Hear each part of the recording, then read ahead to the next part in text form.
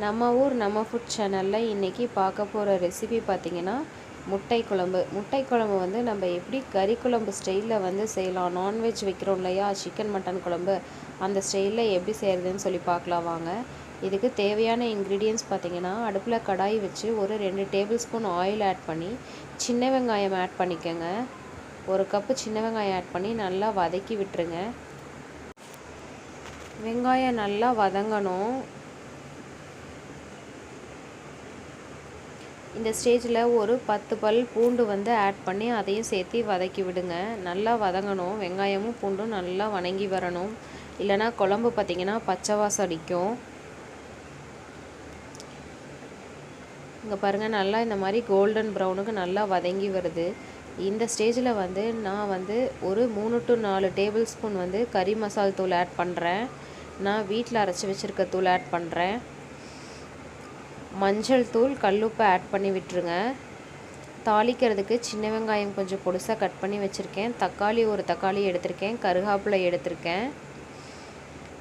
இப்போ 2 table spoon நல்லெண்ணெய் add பண்ணிக்கோங்க கடாயில்.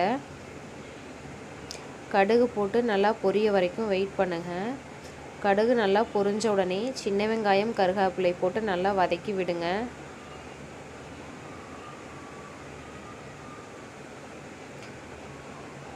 வெங்காயம் நல்லா வதங்கின உடனே தக்காளி ஆட் பண்ணி நல்லா வதக்கி விடுங்க.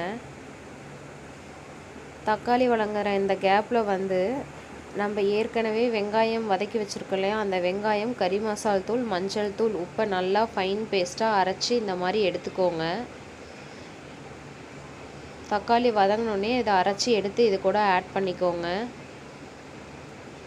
நீங்கள் ரொம்ப கெட்டியாக பேஸ்ட்டாக அரைக்கணுங்கிறது இல்லை. உங்களுக்கு குழம்புக்கு எந்த கன்சிஸ்டன்சிக்கு, எந்த அளவுக்கு தண்ணியாக நீங்கள் இருக்கணும்னு குழம்பு ஃபீல் பண்ணுறீங்களோ அந்த அளவுக்கு நீங்கள் ஆட் பண்ணிக்கோங்க.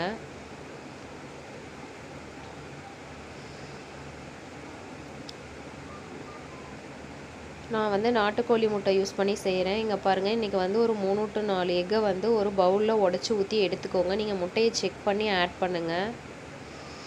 இப்போ இந்த குழம்பு வந்து நல்லா கொதித்து வந்துருச்சு. இந்த ஸ்டேஜில் வந்து முட்டையை உள்ளே ஊற்றிடுங்க.